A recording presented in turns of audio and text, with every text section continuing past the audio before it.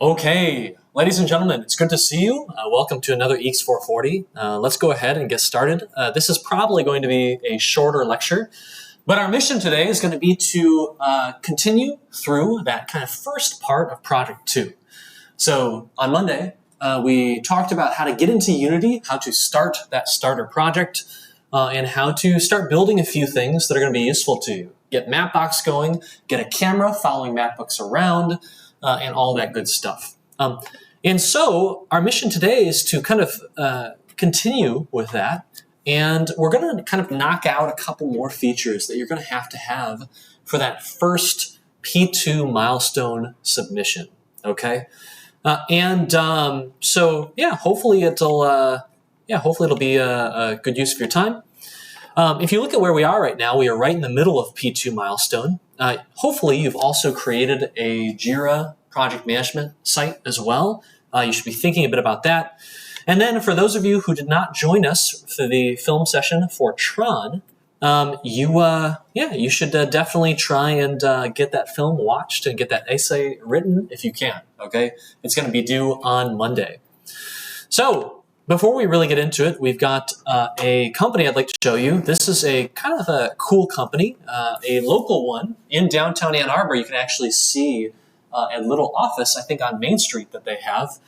And this is a company called SaganWorks. This is a company that has kind of had a bit of a tumultuous existence. Initially, it was designed and kind of visualized to be a 3D space for storing information. Basically, if you think about your computer's file system, on Windows that's called Explorer, on Macintosh that's called Finder, the creator of SaganWorks, Erica Block, who I know, she wanted to basically create a 3D alternative, an immersive alternative to your typical computer file system.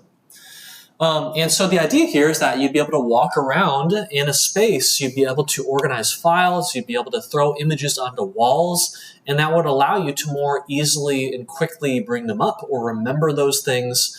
It was kind of a unique idea, but it didn't work super well. As it turns out, file systems are designed the way they are because people are looking to really quickly find things, okay? They don't want to warp around or look around a 3D space to find them. They just want to very quickly get them and do something with them. So list views or simple icon grids are usually the best and fastest way to do that kind of thing. Paired with some good search functionality, you can find whatever information you want or need. Okay? The company then pivoted. The company pivoted to creating exhibits, museums, spaces, okay, to store information, but with less of a fast usage approach, and more of an objective around how do we create a really interesting space and quickly. So this is the kind of software that you can use if you want to quickly make a museum. Or if you have a portfolio and you want it to really be unique, you can make a portfolio website that is 3D. You can actually walk around and enjoy, okay? So it is all used with Unity. You can use some pretty standard first-person controls to kind of click around and move around a museum or maybe an exhibit, any space that you've recreated. And when you see a piece of information that you really kind of think is cool, you can just click on it, right? And you'll get a nice view. You can zoom in, you can do a lot of really cool stuff. So this is the output of this tool. SaganWorks is also a tool that allows you to build these spaces really quickly. So you can kind of see that down here. right? See many of the tools that you get when you're actually building the space, when you're putting things into the scene, from sound files to 3D models to 2D images. It just all works very quickly. This is a company that was powered by EECS 494, 440, and Wolverine Soft students. And so I'm kind of attached to it. As far as use cases go, you've got exhibits and museums, but you also have safety training, right? Which, as we've seen, XR and medicine and XR and education, that's definitely one of those niches where it does a great job, okay? So explore on my own. I believe it has programmed mini games inside of it, so you can actually walk around and complete some objectives, right? I think there's a scavenger hunt in here that you can do. But for people who are trying to get a feel, look at these characters over here. Are these 3D models or scanned people? I wonder if this is someone who is actually like scanned. Oh, yeah, and I can see the 3D model. That looks like a photogrammetry scan. So next semester in EECS 298, one of the weeks is a photogrammetry week and 3D printing week, and so we'll all be learning how to do this relatively soon. But anyway, the mission here is to make it really easy for any sort of team to build a interactive space and distribute it. Okay, and it should just work. TM. Now, a question is, well, how does this company make money? We can go to the pricing tab and we can get a feel for what their business model actually is. So you can use all of this for free if you want to, but there's a pro subscription. I'm not sure how much it costs, but if you do the pro subscription, you get access to a gigantic library of objects that are just available. They've already been tweaked and uploaded and are available for you to put together any space you want. They have guided tours that you can go on and set up. They give you more features for creating notes and documents and stuff like that. Portals, so you can jump from location to location. More customization, private sharing, and room collaboration.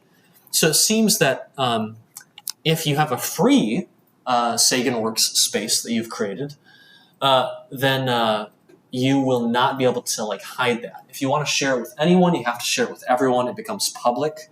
So this is something that a lot of software does, especially to entice corporations. Okay. Another big one, if you want to get corporate customers to upgrade and start paying you money over time, what you can do is you can limit something essential to corporations, like single sign-on tools. That's the only feature that you won't give to your free customers. It's because you know the big institutions have to have that. And so they'll pay for just that. And so your free customers get everything they want, and the people who can pay, the people that will pay, your corporate customers will pay for it just for that one feature. So anyway, something interesting to kind of think about. iframe publishing and embedding into websites. If you do the pro subscription, you can do that. You get more storage space, the ability to create more Sagan spaces without deleting your previous ones. So anyway, companies have a very difficult task with figuring out how they will give you a meaningful, high-quality, free experience without breaking the bank, because they do need to eventually get a lot of their users to upgrade. And if they make the free experience too good, no one will ever do that. But if they make the free experience too poor or limited, then no one will care to upgrade in the first place. So it's the kind of thing that gets tweaked a lot over time as companies figure out what they want to do and how to maximize their revenue and profit. Okay? So kind of an interesting company. You can imagine that it's hard to say how impactful this company will be until they have a bunch of users doing interesting things. If their users go and make a really impactful space or something that affects a lot of people, will that be impactful, right? Who gets credit for that? The users who used SaganWorks to do the job, or does SaganWorks itself get any credit for enabling that team to do that? So kind of interesting to think about. So you've gotten into Unity lately, and one thing that you should know about most game engines is that they are very easy to extend. You can add new features to them. You can make them do new things. And so I'm going to show you the true power of the Unity editor. Have any of you heard of a game called Doom? A famous first-person shooter game. It has open source code. So if you go grab the code online, you can often port it to different places, different hardware. You can port it to fridges and smartwatches. You can port it to game consoles. You can port it to the Unity editor, it turns out. So this is a component in the Unity editor. It's called the doomed component that someone wrote. And when you launch the component, it allows you to play Doom. Let's take a look. Here's the Unity editor, right? You're going to see in the inspector a bunch of... Okay, we click on the very useful game object. We add the doomed component. I click Doom.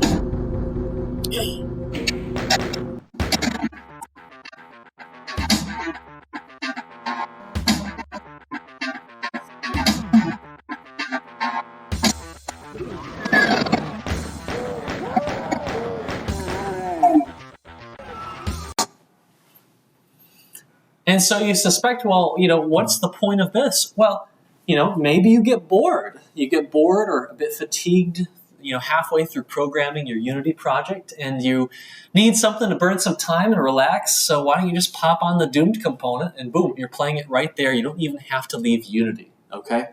What this is actually doing is it's simply showing off the incredible expressiveness of the engine. You really can go in. You can write what's called editor scripts, and you can write components that can actually render things to different parts of the UI.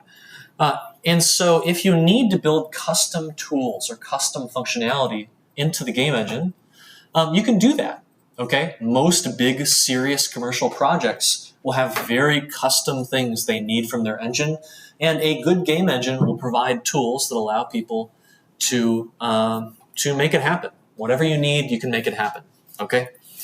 So pretty cool stuff.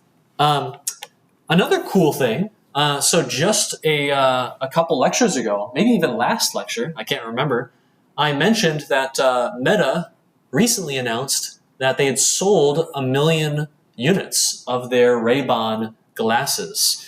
Do you know what these are? I think I showed them to you. They're minimalistic XR AI glasses, okay?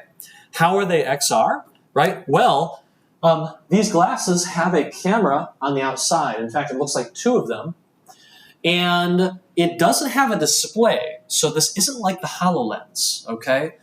But what it can do is it does have audio. It has speakers, and it can feed you information while you walk around, okay?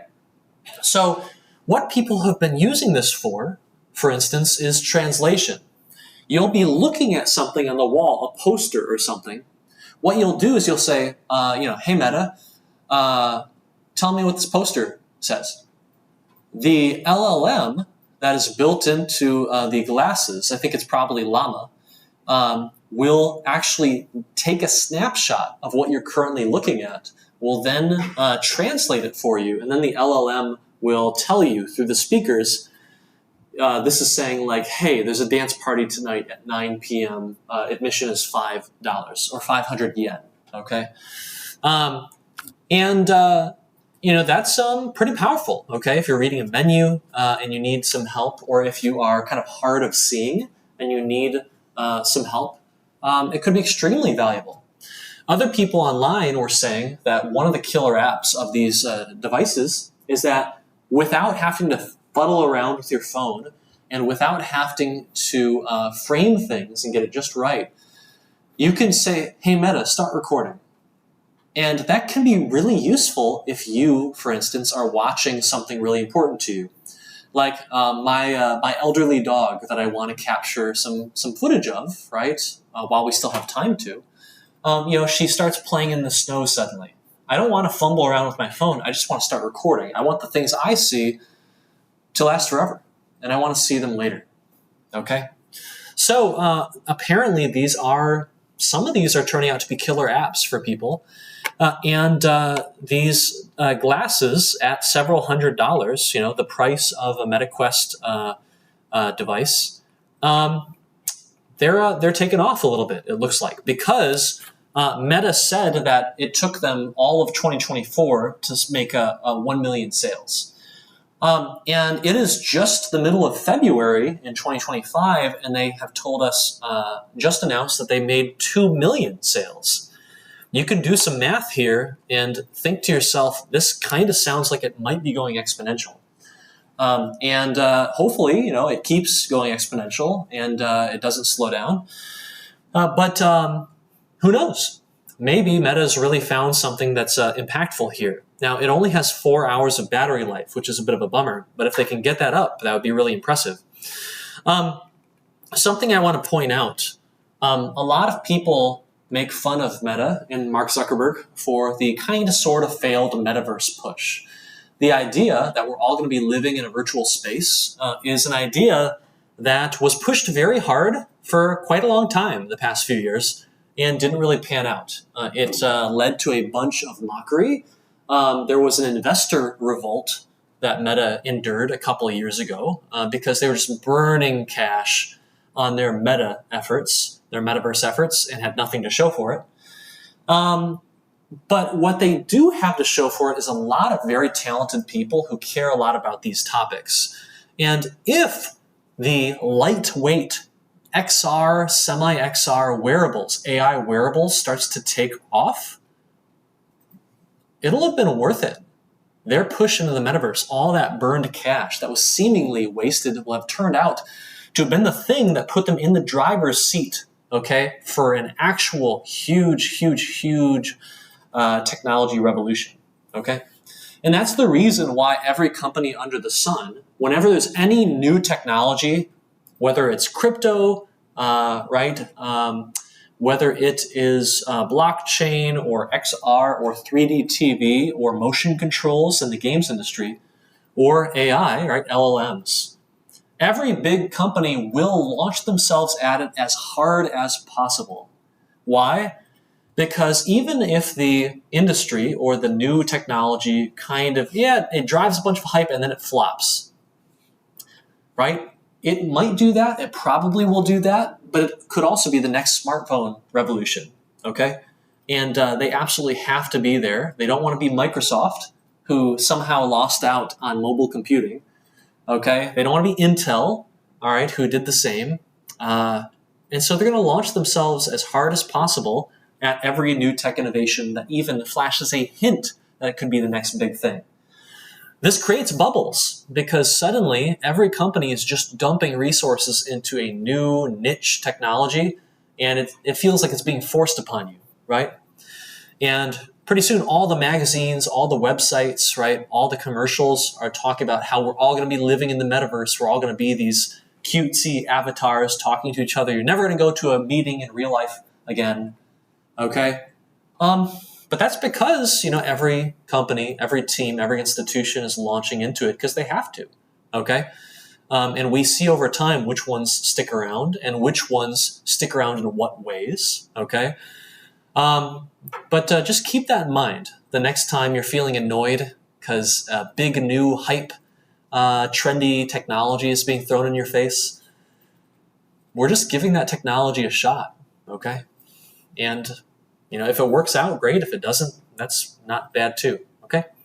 So anyway, that's why this kind of thing tends to happen. You can expect if these sales keep increasing, very soon you'll see the return of Google Glass, okay? If you recall that from back in the day. And you'll see other competing products from people as well. We could very well have Apple, iOS glasses soon that try that exact thing, okay? So be ready for that if it happens. Okay, our main mission today is going to be to get back in there and do some more programming, okay? I hope these lectures are beneficial to you. I know that some people find them a bit dry. Some people prefer the higher level lectures that have a lot of footage being shown off, that talk about history and some theory. And other people really just like to get in there and start programming things and talking about why we do things the way we do.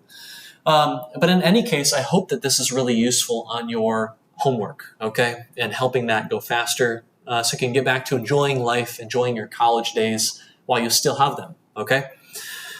So if you remember what we had last time, we had this, okay?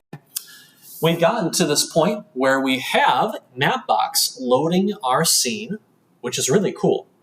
By the way, a quick tip, and I think most of us are going to forget this. This is a bug that sometimes bites some of our students. Do you notice that when I start the game, we've got this gray screen for a while. The game launches, we've got this gray screen, and then after a second or so, Mapbox pops in, right? Like that. Okay, you notice that? A lot of the function calls that you try and make on this project, they will not function properly until the map has loaded in, okay? So one thing you can do in this project in general is you can kind of wait until the map is no longer null or until it's loaded in, and then you try and do your stuff. If you're calling functions that the spreadsheet recommends you use, and they're just not working or something is going wrong, it might be because the map ain't ready yet, okay? So, of course, the functions won't work. They can't tell you anything about the world or where we are because, well, we don't have that data downloaded yet. So, anyway, this is what we've got. We have the ability to explore our world here. We can walk to the Beister building. We can walk up to Murfin and then go up to Notai. Okay, we're going to go to Plymouth. All right, then we're going to walk to Notai. I think it's right here. All right. So that's pretty great, okay? But something that we'll want to do is you're going to need to have landmarks in your scene, okay? You're going to have these locations that are special, okay? Special to you, special to the player. For instance, Notai up here, which actually has its own kind of interesting origin story. Do you know why it's called Notai? Any ideas? So there was an article, a really interesting article from years ago, not long after Notai opened up, where people were very frustrated and angry at the name of the restaurant. Why?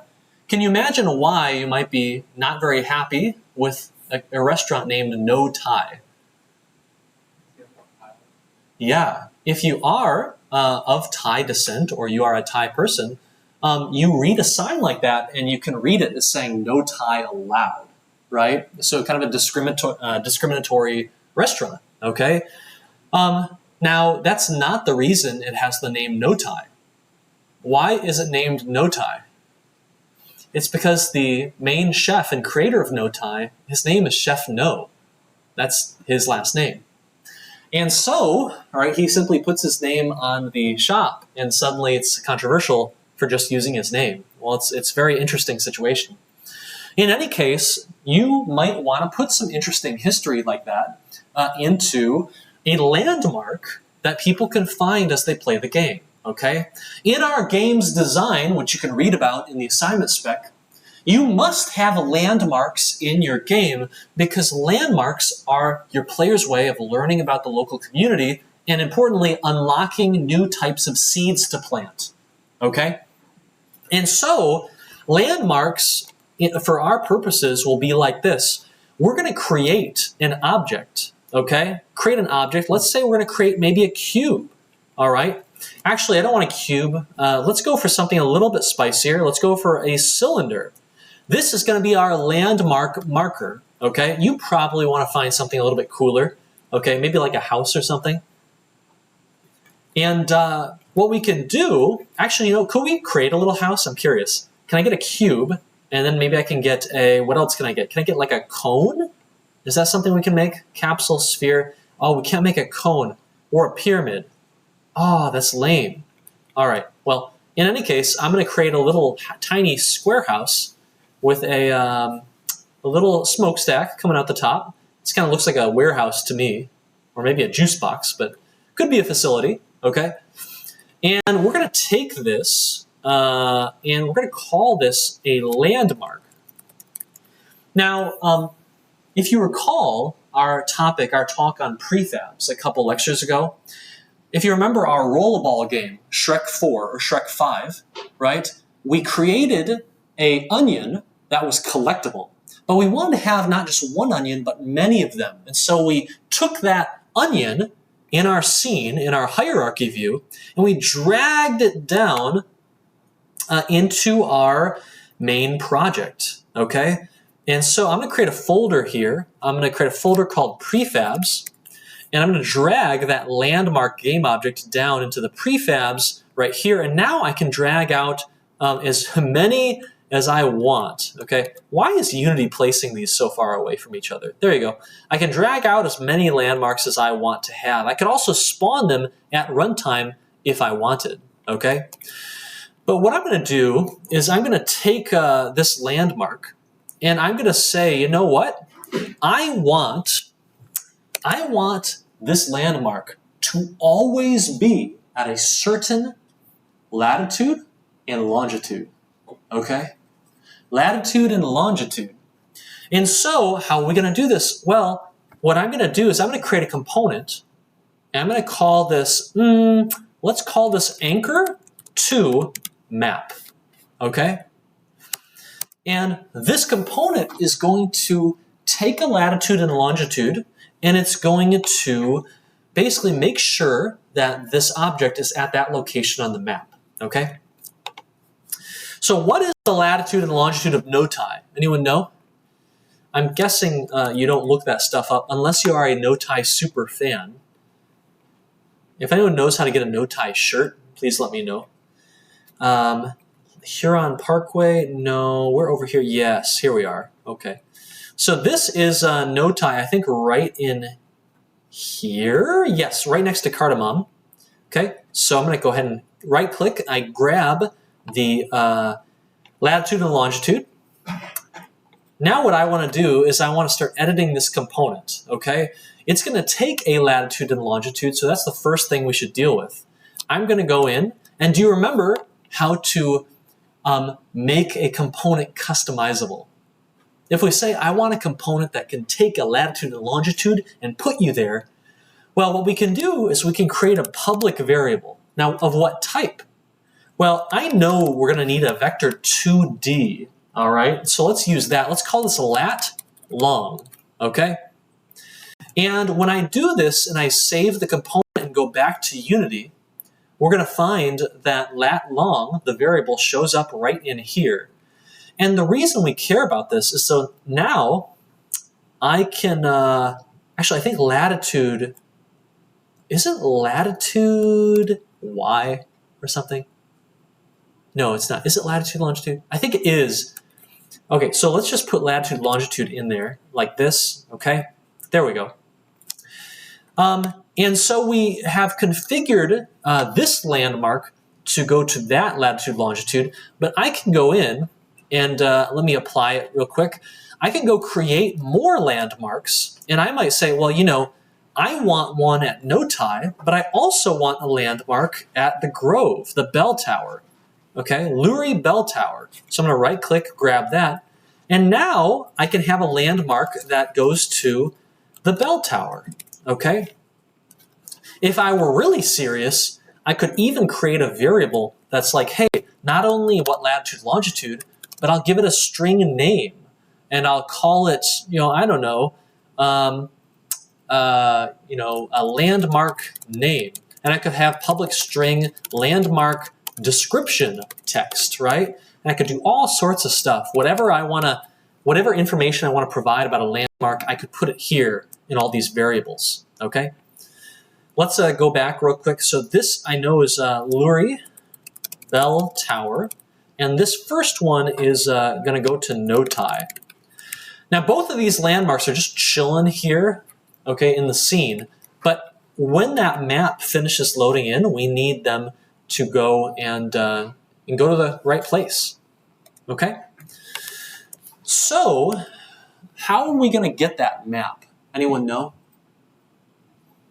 How are we going to get that map? Well, here's something that we can do, okay? This map right here, this map is going to be inside of location-based game, and then its name is map.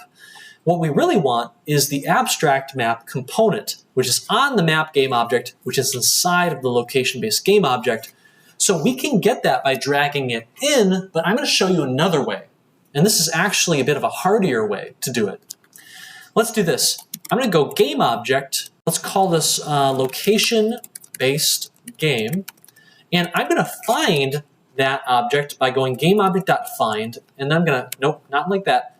I'm going to put in the name of the game object. Okay? This line of code right here will go find the game object called location-based game, which is this one. And it will put it into this reference right here, this variable. Now what I can do is I can go game object map, and I can go location-based game dot, I think, transform dot find, and I can provide the name of that game object right there. Okay, so to grab that kind of inner child game object. Oh, this is going to return a transform to me, which is fine. Okay. Now that I have the map, okay, the map game object, I can actually grab the abstract map that is on it. So let's go abstract map, okay? Let's call this my map. Actually, let's clean this up. Let's go map game object, okay? And then I'm going to call this map component, just so we kind of know them. Let's go abstract map, boom, like that. Okay, so we get the map game object. We then can grab the map component on it. And now we can do some stuff, okay? We'll go, hey, if the map component, I think it's .ready on map redrawn. How do we check if it's ready? Otherwise, it's going to throw a bunch of errors, basically. Let's see, ready, description. There's a callback. There's a callback that allows us to check if it is ready to go. But I don't remember, oh, enabled maybe? I don't think so. Here's a cool function. It's called geo to world position. It converts a latitude-longitude value into a map space position. It takes a vector 2D and it gives us a vector 3, okay? So let's go ahead and try and use that and see what happens. I'm going to get a vector 3. Let's get a scene position, okay? We're going to call this function and feed in our latitude-longitude value, okay? And now we can move ourselves to that scene position. Okay, so that was quite a bit of code, and you don't want to write too much code before you do a test. So we now have this code. Let's see what happens, all right?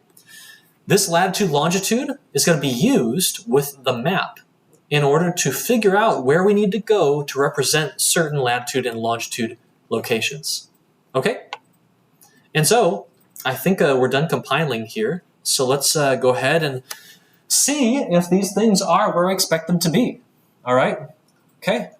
So if you look really carefully, you can see that it is working. It doesn't look great. Why? Because if we zoom in, we have our little building. Oh, it's way too small, okay? It's hard to see. So I want to make these buildings much bigger. So what can I do? Well, I'm going to go to our landmark, and I'm also going to select, let's see here, I'm going to select the prefab. I'm going to alter the prefab so that all of my landmark instances will change. I'm going to make it like 5 times as large. I'm going to make the X, Y, and Z scale 5 instead of 1. Save that. And let's play the game and see what happens. Okay, that looks a lot better. Okay, we now have a landmark that's clearly visible. Okay, I can walk to it, right? Eventually, you'll need to make it possible to tap on it or click on it, and it will open up a UI, a bit of UI that kind of tells you more about the landmark and unlocks a seed, right? Let's go into Notai to make sure that it's where we expect it. So we're going up Murphin, we're going to Plymouth Road, we're going to take a left, and right there in that little areas near courtyards is our landmark, which is exactly where Notai is, okay? So the big question here is, how do you convert between latitude and longitude, which is a kind of real world coordinate system, and a scene coordinate, a scene XYZ. Okay, these are different coordinate systems, and so we really need the help of this map game object right here. if we want to figure out where things should be, okay? So we grab this game object, then this one, and then we grab this component on the game object, and we use that component to do our business, okay? And it works. It works pretty well, okay? Now notice it doesn't work. It doesn't work until, let me see here. Where is this landmark right here? Okay. Way over there. Why is my pawn so far away? That's a bit strange, right? Watch the landmarks. Watch how they chill around for a bit, and then as soon as the map is ready, they warp, okay? Take a look at this. Okay, the map is not going to be ready until the landmarks, the landmarks just chill right there at the player, and then once the map is ready, the landmarks jump to where they need to be, okay? If in a kind of professional project, what you would do is you'd probably have some sort of transition screen, right, to give time for the map to load back in and then for the landmarks to jump around, and then you would fade out from black, for instance. And the user wouldn't be able to see the hitchiness of the objects warping around like this. But it is all good, and it's working and meeting the specs requirements, so rock and roll, okay? So this is really good stuff. But here's a question.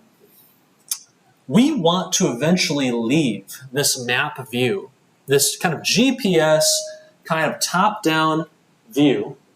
And if you remember Pokemon Go, right? Eventually you see a Pokemon, you get close to the Pokemon, you tap on them, and you enter a battle, right?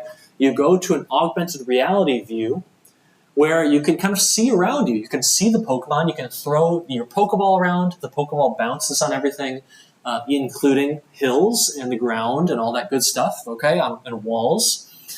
And so how can we deal with that? Well, what we're looking at is known as the exploration view, and what we have over here is the interaction view, okay? This is the interaction scene, it's called. If we double-click on the scene, we can see that it has your AR cursor, it has everything you need to do AR stuff, kind of like how you did it in your original tutorial AR and tutorial VR, or tutorial AR and exploration AR, okay? We see a black screen here because you need to be on your mobile device to actually kind of see and get the camera working, okay? But our mission here is going to be pretty simple. Let's see, I want to delete this canvas right here. I think I do, yeah, that's fine. Okay, so what I want to do is I want to be able to switch from my exploration scene to my interaction scene when I click this button right here, okay? And so when I tap switch scene, I want to load a new scene. How can we do that?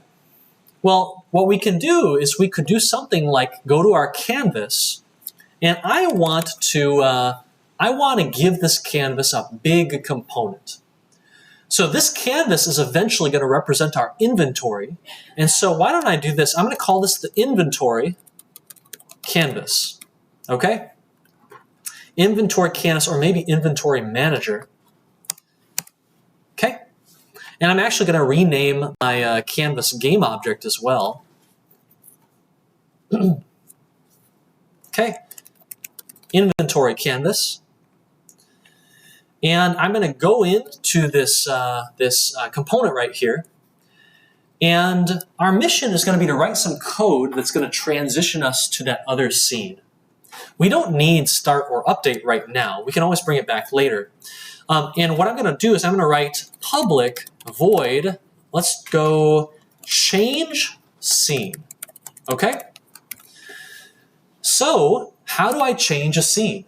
Well, you need to use a class called scene manager, and then when you press dot, you're going to get a bunch of great functions. So we can search for a function called load scene. This function, because of autocomplete, we can tell what it needs from us. It needs a scene name, okay? It needs a scene name.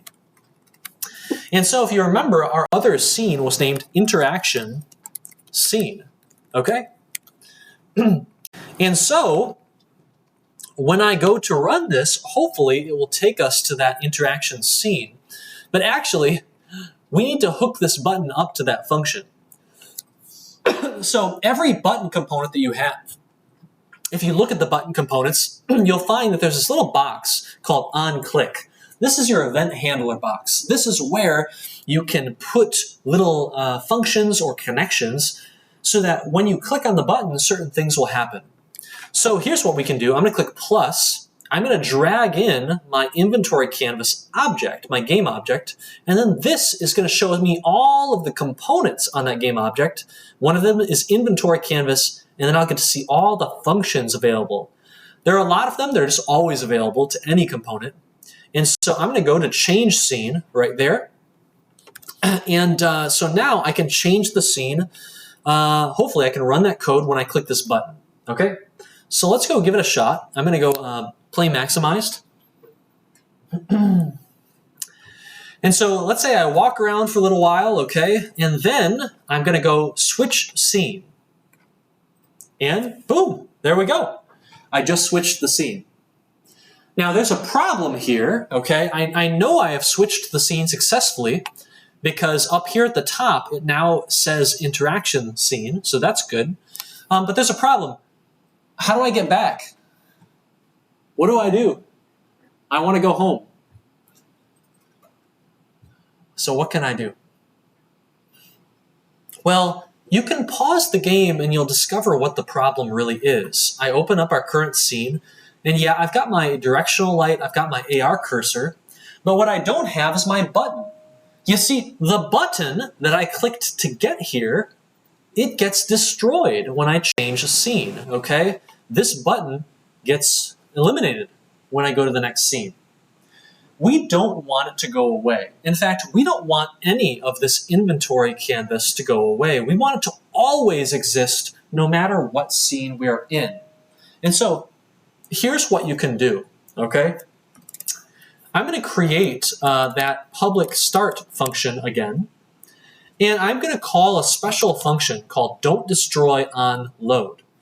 This takes in a game object, and I'm just going to feed in the current game object, okay? That's what that means. It takes a game object and it makes it special. Now, this game object will never be unloaded when I go to a new scene, okay? It's a permanent game object. And so, hopefully, when I go to that new scene, the switch scene button will still be there, all right? So, there we go, switch scene. I'm going to click 3, 2, 1, and it's still there. Heck yeah, all right? Now, I click it again to go back, and uh-oh, it's not going back. Okay, we are trapped, right? I'm in the interaction scene, but I want to go back to the exploration scene, and it's just not working. Well, if you look at the logic that we're running, it makes sense. Every time we click that button, we try and load the interaction scene, but we want to be a bit smarter than that. So here's something we can do. We can say, hey, if scene manager dot active scene dot name is equal to exploration scene, then we want to go to the interaction scene. However, we'll do else if the scene manager dot scene name is instead equal to the interaction scene, then we're going to load the exploration scene. So this button will take us back and forth. Back and forth, okay? And so we'll go ahead and test that right now.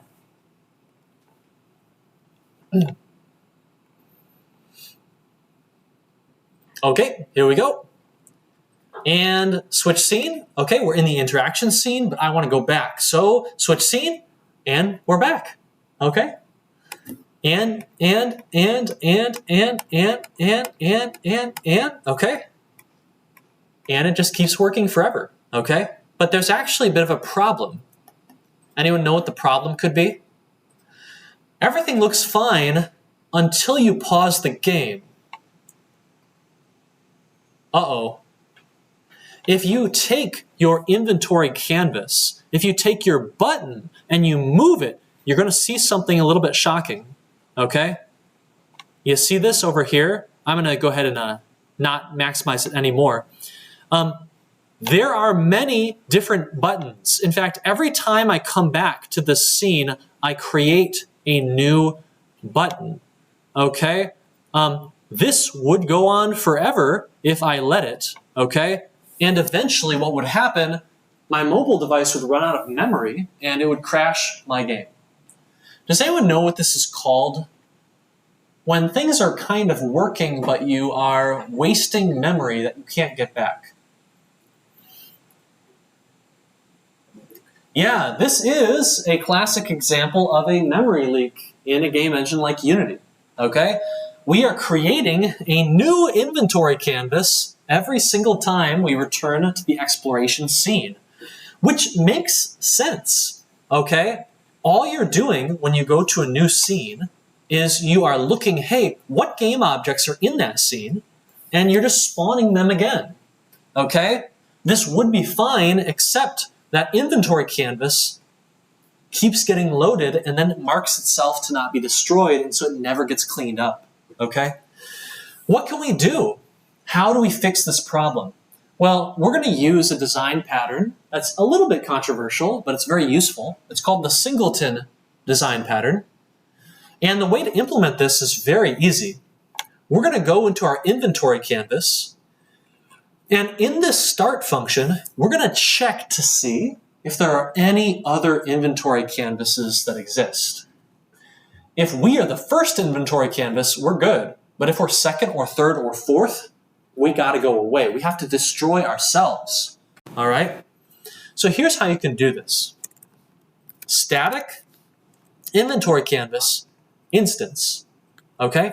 And then in start, we can check, is this instance equal to null? If this instance is equal to null, that means that our program just started up. We've never had an inventory canvas before. So here's what we'll do. We are the first inventory canvas, so we will put ourselves into that instance variable. Remember, this is a static variable, so there's only one copy here, okay? This is not an instance variable. And we will mark ourselves to never be destroyed. However, if this instance variable is not null, what does that mean? It means that there's already been an inventory canvas to exist in our project. And so we're number 2, we're number 3, or number 4. In any case, we need to destroy ourselves. So destroy the game object that I'm on and then return so we stop executing any code below this. Okay? And now I'm going to show you if this works or not. We're going to see. So let's go ahead and play the game. And I'm going to click switch scene. I'm going to click it quite a few times. 1, 2, 3, 4, 5, 6, 7, 8. Now I'm going to pause the game and I'm going to look, how many inventory canvases do I have? And we can see that there's only one now. Bingo. It worked perfectly. Okay? I can move that button around and we'll see that there are not any more buttons. So, good. Very good. So, what else do we need to do in this first week? Well, something you want to have is you want to have an inventory set up. Okay? You want to have an inventory system set up so that you can kind of scroll through and see all the objects and seeds and acorns that you've collected. All right? And I think that I actually have, I have some footage of what we're going to be going for. Is it in the briefing? I think it is, yeah. So let's see if Firefox will load this. I'm guessing it won't. Okay, there we go. So if you look at this GIF right here at the bottom, right, we want to have this switch button. We should actually probably name this switch mode because the user cares about what mode am I in, not what scene am I in. But we then have this bar down here that has a bunch of numbers, okay, and it also has this ability to scroll. So if you grab onto it and you tap it and you kind of wing it or drag it, it will actually show you more options. All of these are buttons that you can click on if you want to plant things or to launch an acorn or whatever. And so, how do we build something like that? Well, I want to make this button look slightly better real quick, so let's do that. Let's call this change mode, okay? I'm going to make my text a little bit in from the left and the right because it's so close to the border now. That looks a lot better, I think. I'm going to make my button a little bit more thin, okay? And maybe a slightly bit wider, okay? That looks pretty good. And yeah, I'll get my text on the bottom too, top and bottom. Okay, looks great. So what I need to do is I need to introduce something called a scroll view, okay? A scroll view is a really, really powerful UI concept that basically allows you to create a list that you can then swipe to scroll through. So I'm going to right-click on my inventory canvas, and I'm going to go to, let's go to UI, and then I'm going to go to scroll view, okay? Now, if you look closely, you can kind of see what happened. This is a very tiny little scroll view. It's right in the middle of my entire screen, and it just looks terrible, okay? So with the scroll view, you have to kind of fix things up, actually, okay? Right now, it's just chilling in the center here. It's not what we want, okay? It does not look good, but I can scroll if you look really carefully. So what do? Well, we want to get this into the right location and the right width. So remember when we talked about anchoring, okay? Anchoring. So last time we said, hey, we're going to anchor our button to the bottom of the screen because no matter what shape or size our button is, our screen is, we want it to be at the bottom. So I'm going to click scroll view for the game object. I'm going to go to our little anchoring box and I'm going to click down here. This is called stretch and it wants us to stretch on the bottom, okay? The bottom of our screen. I'm going to zero everything out and you'll see as I zero it out, it goes and it fills up the entire bottom of the screen, okay, or the entire side of the screen, okay? Zero, and I'll keep a height like 200. I'll raise this a little bit, okay? Yeah, that looks pretty good, okay? Not too bad. So we need something to put into this scroll view, okay? I can run the game now, and if you look closely, you'll see on the bottom of our phone, we have this little scroll view, okay? We got our little scroll bars. And we need the ability to put something interesting into this scroll view, okay? If you go into the scroll view, it's a very complex game object. It has many child game objects and many components everywhere. But basically, you want to add things to your content object. You want to add things to this content object. You want to add them inside as child objects. So let's do this. I'm going to right-click on content, and I'm going to say, hey, I want a new UI. Let's call this a UI button. And I want a legacy button. They're a little bit simpler, okay? Now, if I create this button right here, you'll see it doesn't look very good, right? I can just create several buttons here if I want to. And they just they're not looking the way I hoped they would. And so, what can we do? What can we do? Well, here's something we can do. Let's go and click on content, and we're going to create a component. We're going to add a component to the content game object. We're going to call this, let's call this horizontal layout group. So as soon as I add the horizontal layout group component, you can see that all of my buttons have been rearranged, okay? They've been rearranged, and I can actually add more buttons, and as I do, they will get rearranged, and the spacing between them will change, okay? These buttons are kind of lame, like they're very, very thin. They're going to be hard to press. So I'm going to take their shape and I'm going to give it a width of 160 and a height of 160. Let's see here. Our content view is 300. Our viewport, our scroll view is 200.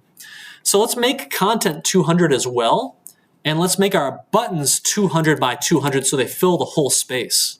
Okay? So we've got a button here. I don't really want text in this button so much. I want to have some seeds. Do I have any seeds in here? No? Okay. I think I have some seeds you can download, don't I? I think I have them somewhere. Where are they? let's go to the assignment, P2 milestone. Let's go to P2 task spreadsheet. Let's see if we can find some seeds, okay? Seed, okay, and here, inventory bar, acorn. I'm pretty sure, has anyone found where the seeds zip is? Does anyone know? Okay, every previous semester we've had these. Are they in, not 494 demo, are they in course materials? 440, P2, seed icons, experimental seed icons, okay. I'm actually just gonna zip this. And, well, no, I'm gonna use this because I want you to come up with your own seeds. But here are a bunch of seed icons. They all look amazing. And so I'm going to drag this folder of seed icons in. So I've got a lot of nice little images, okay? I'm going to go into our little button right here, and I'm going to drag Magnolia. Oh, I can't. Let's see here. Material source image, UI sprite. Can I change these to sprite? I'm going to change these images, all of them, to a 2D sprite type, hit apply. I'm going to drag this in. Can I do it? Yes, nice. So now I have this button that looks like Magnolia, okay? It has a little bit of text inside of it that says button. I'm going to just make that go away for now, okay? And let's see what happens. So I run our game. And now I can kind of drag around, and I can drag our button, and I can click on the button, okay? And this is pretty much exactly what we want. This is a really good start, right? Okay, but that's not the end of it. Right now, we've got these little scroll bars that are kind of blocking our view, and we really don't need them, okay? So I'd like to get rid of these or hide them. I'm going to go in, and let's see, can they be deleted? I think they can be. So delete, and then delete, okay? Hopefully, nothing explodes. Okay, go ahead and play the game, and yeah, that looks just fine, looks good. Let's create some more buttons, but before I copy and paste more buttons, I want to create that prefab, okay? If we're going to have a lot of something, we always want a prefab, so let's call this button inventory button, okay? And I'm going to drag this inventory button in, just like that. And now I can drag in more and more buttons if I want to. Actually, oh no, I dragged in the wrong button. Hold on. That is not an inventory button, okay? Right here, that is the change mode button. So let's go change mode button. Let's go ahead and go to the actual inventory button. So inventory button. I'll drag that one in, okay? And now I can just drag in as many of these buttons as I want. You'll notice as we get more of them, it kind of spaces out in a really weird way. And so I don't want it to space out like that. I'm going to go to the content game object, I'm going to go child alignment. Let's go middle left, maybe. Let's go child force expand. No, don't do that. When I turn that off, now, whenever I add a new button, okay, it kind of builds in from the left and it looks really nice, okay? So I'm going to add a bunch of these, okay? You can see we've got a bunch of buttons kind of hanging off the side here. All these buttons look the same, so I'm going to go into my seed icons and I'm going to give them some better aesthetics here, some more diverse aesthetics. Okay, we got some pine, we got some Shrek, we got tree A, whatever this is, beautiful. Tree B, okay, tree C, willow, okay, and then we'll just kind of loop it, okay? So everything looks different. Very colorful set of buttons we have. So now what I want to do is I want to be able to scroll over and see all those buttons and click any button that I want, okay? So let me make the screen a little bit bigger so you can see a bit better. See what we're getting into. Oops. Go to play maximized, okay? And so I can scroll kind of, okay? I can kind of drag it over like this. You see how I can kind of pull it up and it doesn't look super good. I can pull it up and down. Not the best, okay? So let's go to our scroll view and see if we can fix this. Scroll view, viewport, movement type, elastic clamped, inertia. Oh, there's horizontal and vertical. I don't want any vertical movement, so I uncheck that box, run our game again to verify that it did something. And then, look at that. Now I can only drag it on that horizontal axis and it looks just fine. Okay? Nice. But one problem, though, is that I want to see all these other cool buttons that are to the right, but I can drag it so I can see them, but as soon as I let go, it just springs back. Very annoying, okay? The problem here is that we're getting more buttons off to the right, but the size of our content game object is not expanding to fit all those buttons. So what we need to do is we need to add a component called content size fitter, and I want to go horizontal fit, and I want a minimum size. How about that? We'll see how that goes. So hopefully this is going to cause our content game object to expand, which will allow us to just smoothly go to the other side like this. Okay? Nice. Fantastic. One strange thing here is that if you look really carefully, there's this thin strip of stuff where I can't see anything, okay? And we don't want that. So let's try and figure out what that is. I'm curious. We can kind of see it over here, right? We can kind of see it. And I'm wondering if maybe our content isn't far enough to the right, or maybe our viewport isn't. Oh, look at that. There are 17 pixels where our viewport isn't showing anything. So if I set this to 0, bingo. Very good. Okay. So we are good to go. And we now have a really nice, like little scrollable bar. Didn't take that long. It's really nice to use. One thing I don't like so much is that there's this kind of behind the buttons, there's this grayness, right? And it doesn't look great on the bottom. So let's see if we can deal with that. So content isn't showing anything. Viewport does have an image, okay? Can I just remove that?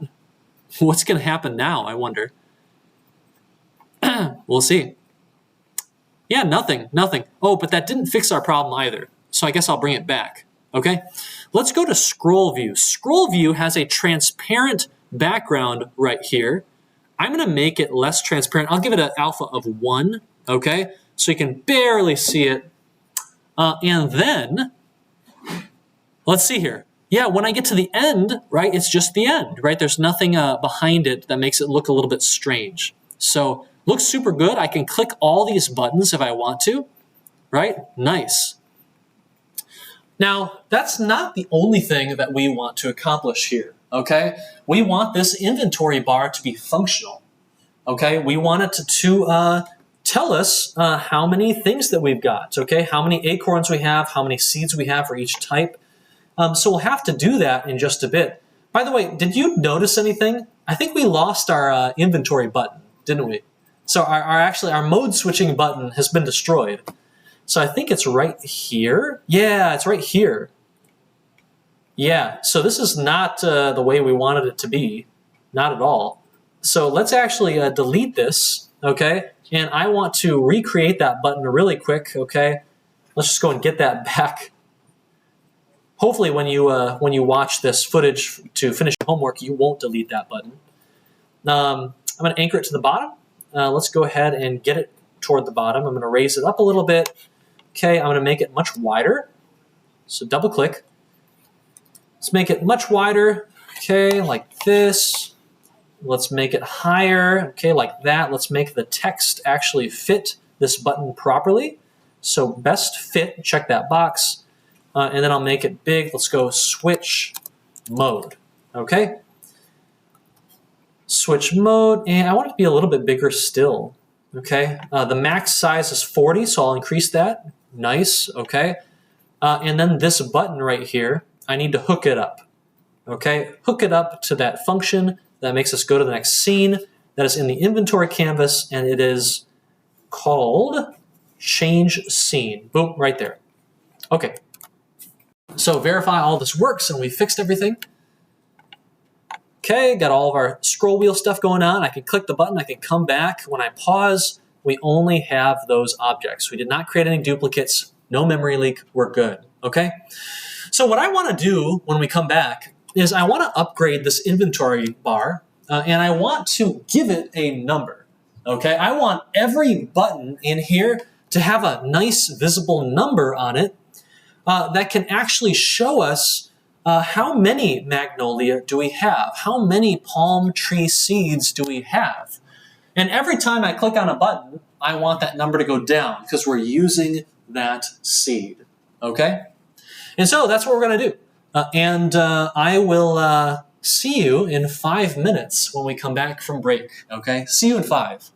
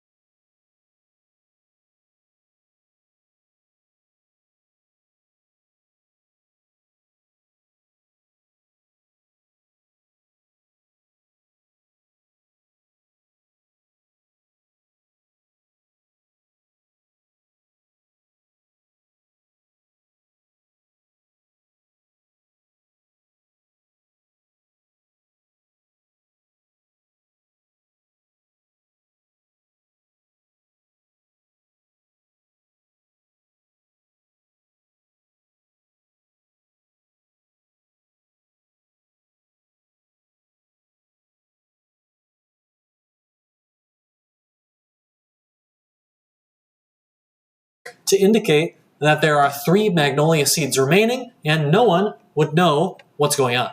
Okay? So instead of that, what I'm going to do is I'm going to actually change this to 0. I'm going to make this text much, much bigger.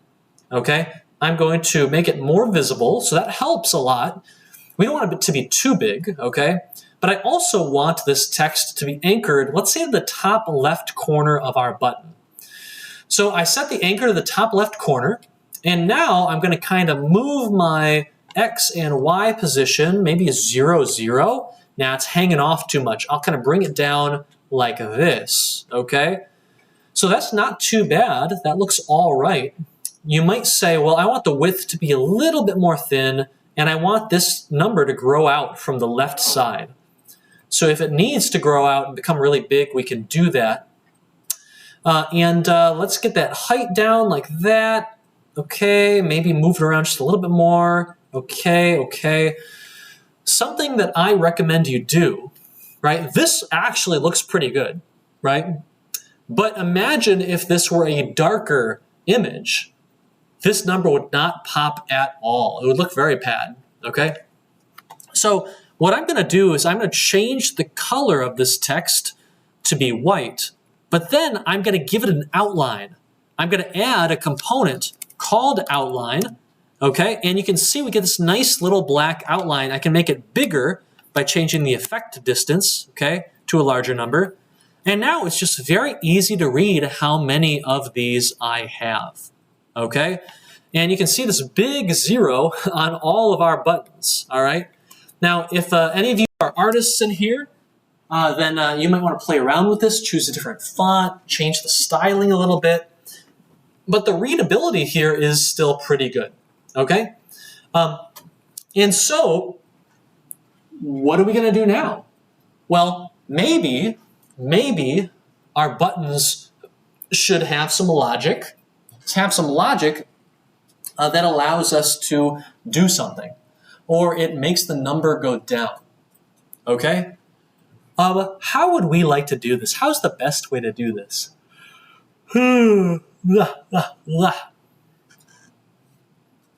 Best way to do this. Let's do this, okay? I'm going to have our scroll view here, or maybe our inventory canvas. Our inventory canvas is going to start to get some more functions, okay? We have the change scene function, but I want to run a certain function if the user clicks on the magnolia seed. And I want a second function if it clicks on the palm seed button. So let's go this public void click on, let's go, gosh, what was that first one called? Magnolia. Click on Magnolia, okay?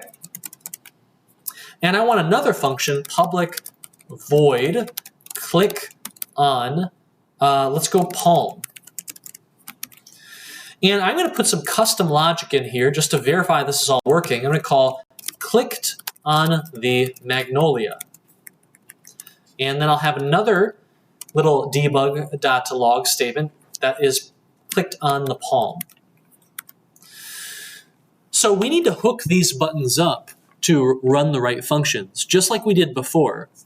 This first button that relates to the magnolia, I'm going to go down to the on-click section, go to plus. I'm going to drag our inventory canvas in, and I want to run its function called click on magnolia. The second one, we're going to do the exact same thing. Plus, bring our object in, look at all the functions on that object, look at all the functions, the components on the object, look at the functions in the component. Let's do click on palm. Okay, save and run.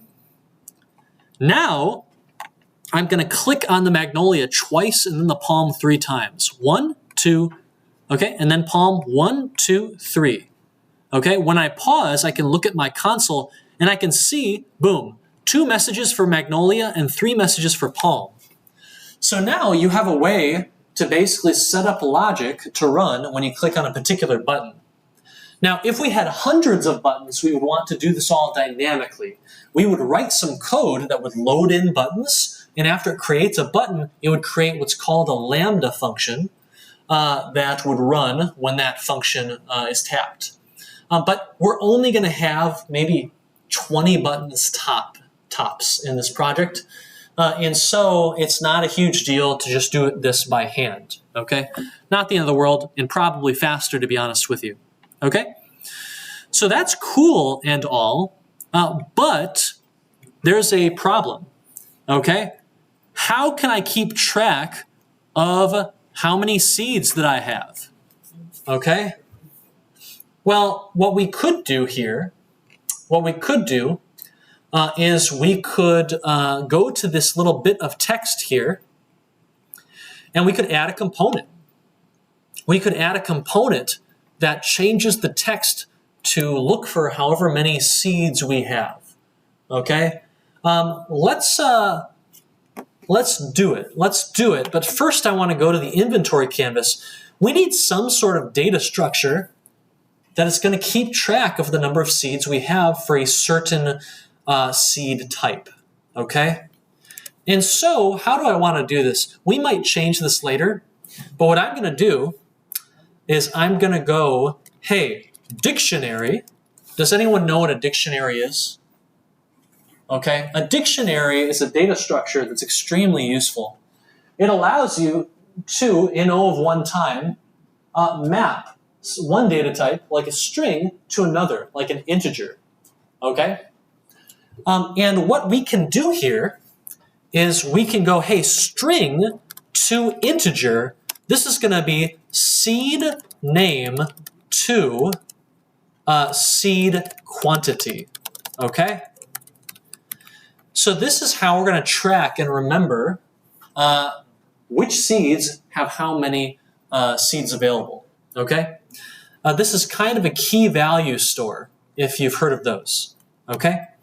So right here in our start function, I'm going to do a few things. I want Magnolia to begin with 2 seeds, okay?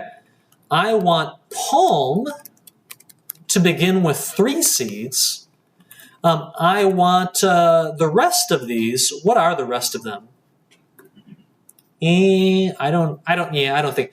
If I were to name the rest of them, I would put those names in here and decide what we're going to start with. Maybe we start with 0 for them. But I'll leave those to you, okay? But we're going to initialize these 2 types. And then what we can do is this. All right? If we click on Magnolia, then I'm going to check how many do we have. Int seeds remaining. And it's going to be this number, okay? Now, if seeds remaining is larger than 0, okay, we're going to say clicked on Magnolia, and then I'm going to reduce the number of seeds that I have, okay? So let's go minus minus. I think I can just do that, all right? If we don't have any seeds remaining, I'm just going to print this message, okay? Out of Magnolia seeds. Okay? So, pretty simple stuff. Now, copying and pasting is a bit dangerous, but I am going to do so here for time. And so, let's go ahead and in our Palm logic, we're going to do the same thing. Okay? We'll check how many seeds remain. We'll consume a seed, if we have any. And there we go. So, let's see what happens. If I click on the Palm, or if I click on Magnolia 3 times, I expect to get 2 normal messages and then the out of Magnolia seeds message. So let's do that. Click, click, click, okay? And I've got 3 messages, and the first 2 are clicked on Magnolia, and the final one is out of Magnolia seeds. And so, it's working exactly how we expected. This is a data structure that allows us to very easily know how many seeds we have for a certain type. And so, here's what I want to do. On this piece of text right here within our buttons, we're going to go in and we're going to add something. I'm going to go to the prefab for the button. Let's go into prefabs. Let's go into inventory button. I'm going to change this text name to be, let's call this seed quantity text, okay? And I'm going to add a component, a new component. Hey, thank you. A little bit quieter. Let's go seed quantity text, okay? And so we're going to have this component in here whose job is going to be to look up how many seeds we have remaining for a certain type and then to put that into the UI, okay? So let's do it. Let's go ahead and every single frame of our game, we're going to grab that text component. Get component, text. If you have this little red squiggly here and it doesn't know what text is, that means you have to add Unity Engine .ui up here. If that's still not working, you might have to use Text Mesh Pro. So TM Pro, and I think you might also have to add something else. I don't use Text Mesh Pro a lot. It is fine. But let's do it. So let's look up the remaining seeds. Int remaining seeds. How should we determine which type of seed we care about? Well, what we can do is we can create a public variable up here, public string seed type, okay? And we're going to use that seed type. Let's go inventory canvas dot, how do we get this data structure right here? Let's create this. Let's create a, actually, let's make this public static. That's the easiest approach. Now, because it's public and static, we can do this. Inventory canvas dot seed name to seed quantity. We can feed in that seed type string provided it exists at all, okay? We might add a little check there. So if this data structure has a key called seed type, then we'll do all of this, okay? And we're going to set our text value to be that remaining seeds number. Okay, we have to do a toString. Okay, there we go. And let's see what happens. Okay, so now all of our buttons, because we did this to the prefab, all of our buttons are going to have this new component. We have to hook them up. So let's go to that first button. Let's go to that first text. And we're going to add the name in here. This is the Magnolia text, okay? We're going to go to the second button. This is the Palm text. And let's go ahead and see what happens. I'm going to play as maximized. And now, if you see, we have a 2 here and a 3 here. When I click on Magnolia, okay, yeah, I think it actually went down. Oh, no, I missed it, okay? So I clicked on it once, I clicked on it a second time, I click on it a third time, and it doesn't change because we're out of seeds. Okay, I click on Palm, and that goes down as well. When I'm out, it says out of palm seeds. Okay, so looking pretty good. All right, this is pretty much exactly what we want. I think the only tasks that you really still have remaining for this first week, okay, seed placement. Right, so you have to, get in there and use the AR cursor in the interaction scene, and you have to actually make an object appear when we tap the button, right? But another thing that you care about is dealing with music, and music just isn't really a topic we've done a whole lot with in Unity. Okay, so let's see if we can deal with that. Where's a good place to get music? Do any of you know? One of my favorite places is freesound.org. This is a website that is chock full of public domain audio, sound effects, music, whatever you want. And if we need some type of music, like an exploration music, what you might want to get is some outdoor or city ambiance, okay? So let's go ahead and find some. Let's go to city, ambient city. Okay, this is kind of like a dystopian city. Okay, dark city, city pasture. City pasture wind.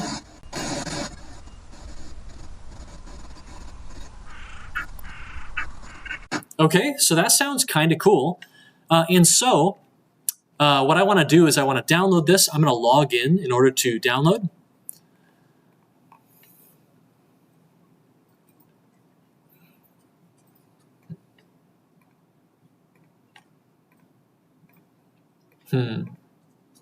Okay, there we go. Going to download the sound, and then a question is, how do you use it? Well, once you have your sound file, whether it is a wave or something else, what you can do is you can pull it right in. I'm going to create a folder for sounds, keep ourselves organized. I'm going to drag that file into our sound folder right here at the bottom. I can then test it to make sure it imported okay. All right. And now, if we want it to play at runtime, we're going to need to do some things. I'm going to create a game object. I'm going to call this game object, let's call this exploration scene audio, okay? On this game object, I'm going to add an audio source component. And I'm going to drag onto that audio source component this audio clip, okay? So we filled that variable up. We have a bunch of settings, including play on awake, checked. I want this audio to loop, and so I'll click on this checkbox, and let's see what happens.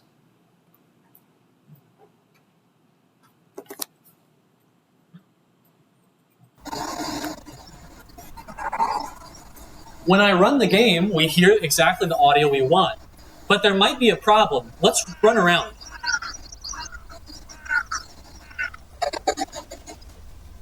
Actually, it's working really well. So if you ever have a problem where you cannot hear the audio, sometimes it's because the audio object, the emitter, is far away from the listener, okay? This object right here, this game object, this component is a source of sound, but you won't hear it unless your ears are nearby. Well, where are your ears? The ears in your scene are the audio listener component, okay? And that is on our main camera. So it looks like we're just fine, okay? You can hear stuff and it's all good.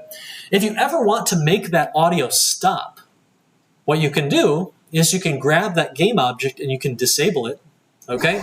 Or you can turn the component off. So we've got our game playing. You can hear the audio. If you go to this exploration scene audio and turn off the audio source component, it will stop, okay? We can then turn it back on to resume the audio. We can also turn the entire game object off and it will stop. Turn it back on to get the audio back, okay? And so, it's a pretty good time.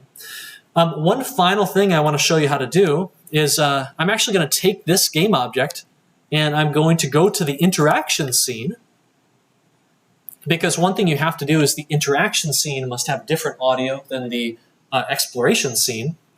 I'm going to look for another piece of audio. This one should be a bit more gamey, okay? You are in some sort of tree planting mode. So let's find some sort of cheerful music, or maybe like calming music. It's too happy.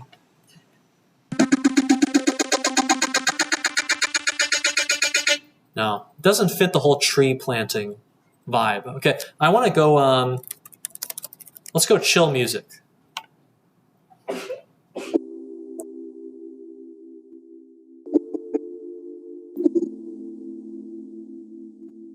Okay.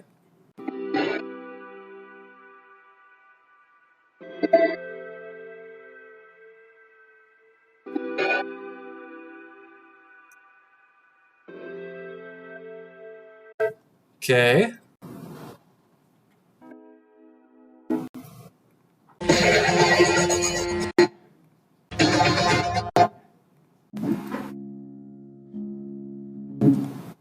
Okay.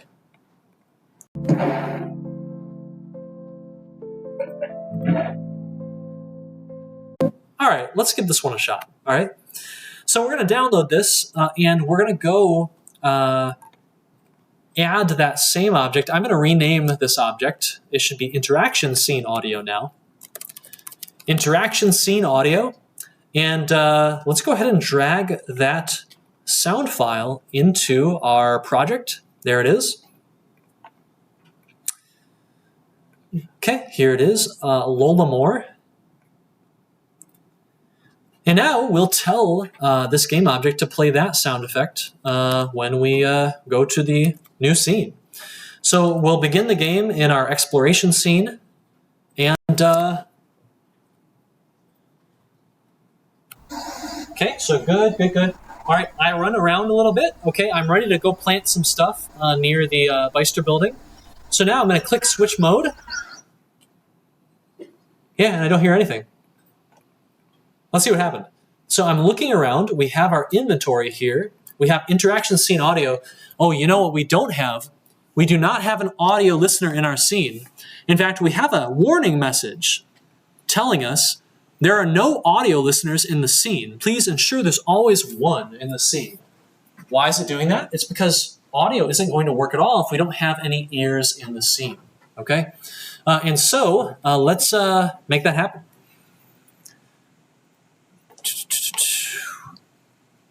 Interaction audio. Where should we put it?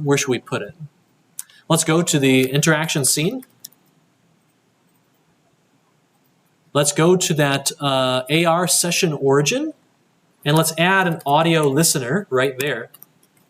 Okay, back to the exploration scene.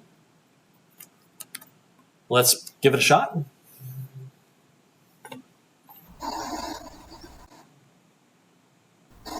Okay, and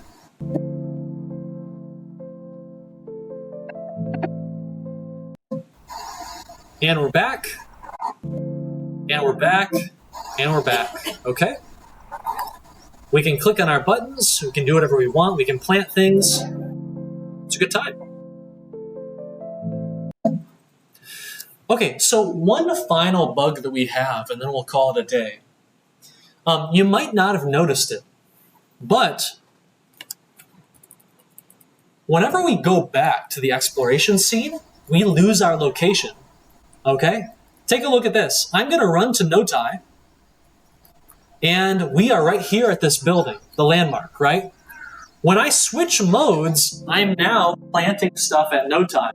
But when I switch back to exploration mode, I'm back in the Dudastat Center. So what happened? Well, the key to understanding what's happening here, what's going wrong, is that remember, everything in our scene, all of our game objects and all of the components on those game objects, whenever we switch a scene, they're getting wiped. Okay? They're getting wiped out.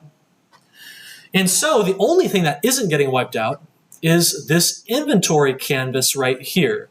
We could store our player's position on the inventory canvas, but there's another thing we can do as well. Okay? So if you go to location-based game and then go into location provider, go to our crazy editor location provider location log, right? That crazy class name. If you remember, this is where we kind of did some surgery, right? We dived into the guts of our code base and we found a place where we could manipulate our location using the keyboard, okay? This right here is the variable that we manipulate and that we feed in to set our location. But it's an instance variable. It is an instance variable, which means it is a part of this component right here. Okay? This component. This component is on this game object. And what's going to happen to that game object whenever we switch scenes? What's going to happen?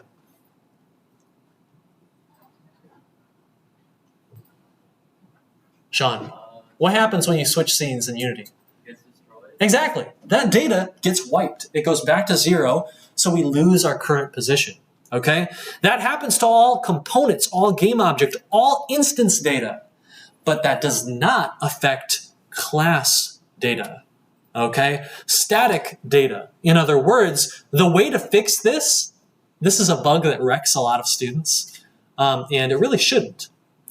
Because the fix is literally, boom, I just fixed it, okay? How did adding static to this variable just fix it? And by the way, let me prove that this fixes it. Okay, end the game. Let's go to Notai real quick.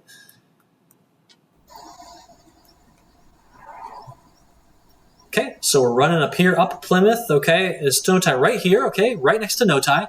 Switch. Okay. And we're back, and we're still at Notai. So how does adding static, the keyword static, to this variable prevent it from getting destroyed when we go to a new scene?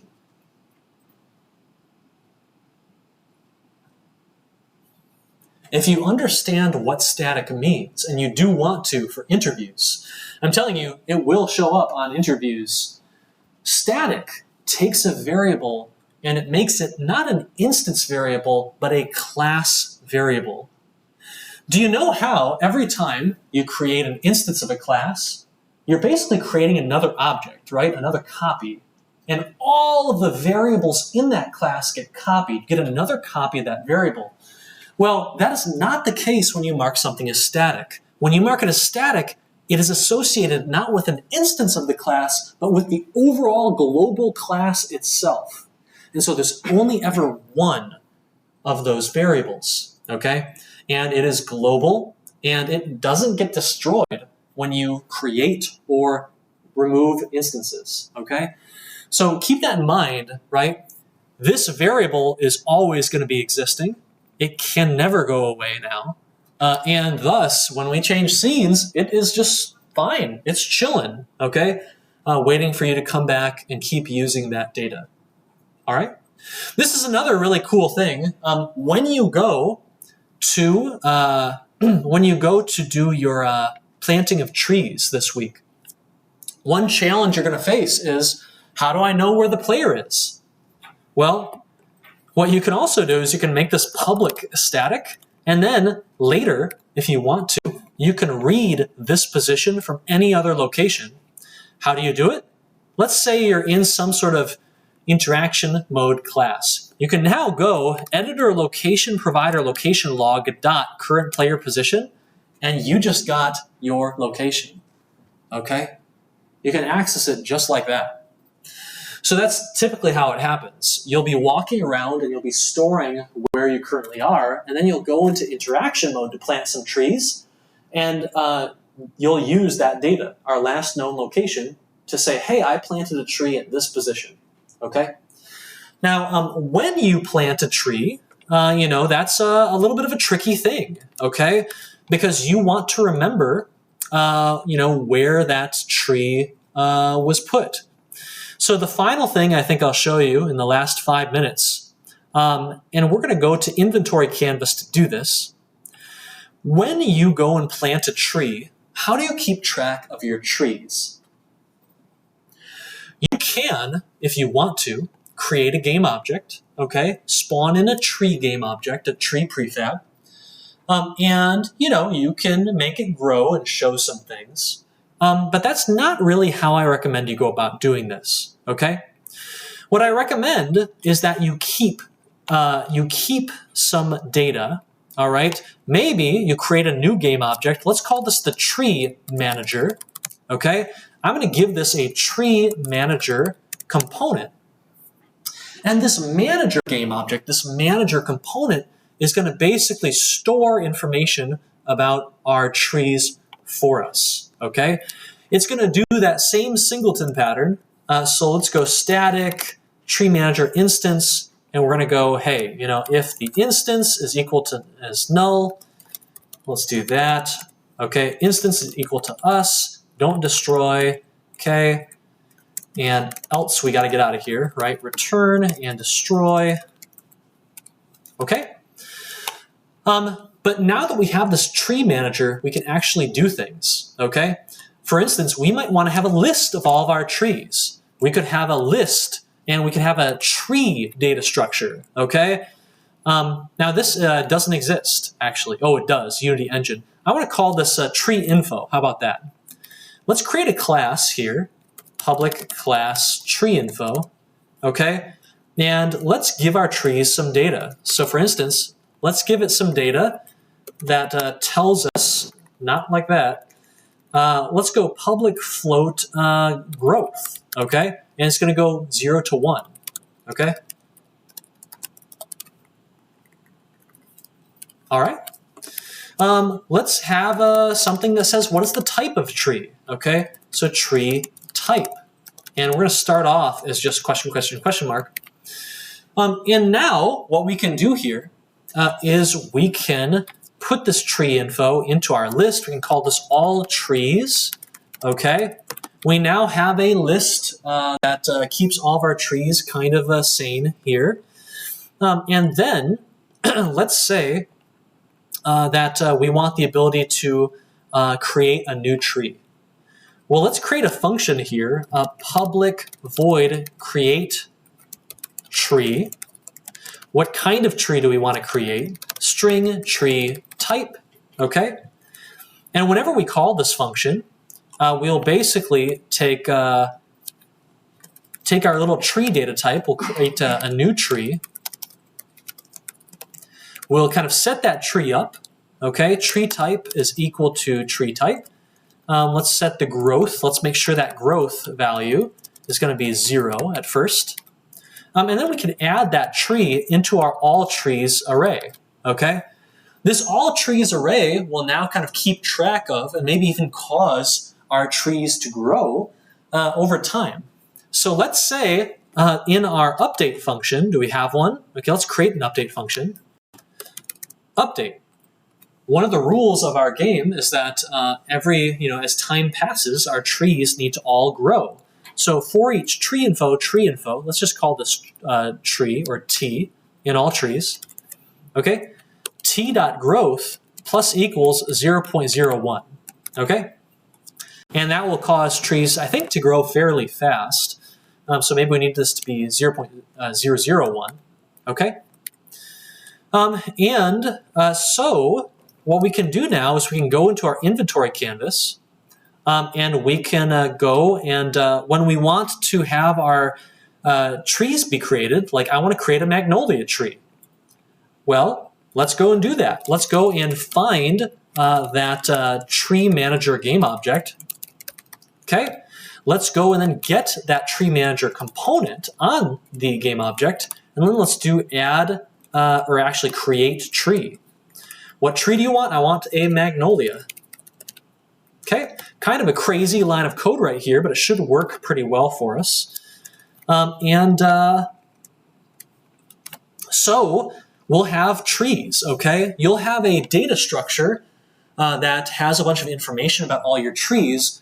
Whenever you want to spawn in or show a tree, whenever you want to reveal or render a tree to the user, you can read this all trees database, and you can know kind of where they are, what type they are, how big they should be, and you can spawn those game objects in just like that, okay? Yeah, it's a pretty good time. You probably also actually want a public vector2d variable. Let's see here, lat longitude, okay? And I forget I think it's in mapbox.utilities. Maybe it's just in mapbox. Okay, vector2d lat long, where is it? It's in these. Okay, got them. There we go. Okay. The very last thing I'm going to show you in this final minute is right, we've got all these trees. We're creating trees. We're updating trees. The last thing I want to do is I want a way to print the state of all my trees. This is a super good idea, by the way. Public void print all trees, okay? This is going to have us go through each tree that we know about, and we're going to print a few things about the tree. So let's go print, okay? Let's go tree. And I want to know what the type is, t.tree type, okay? And then what I want to do is print the tree's growth.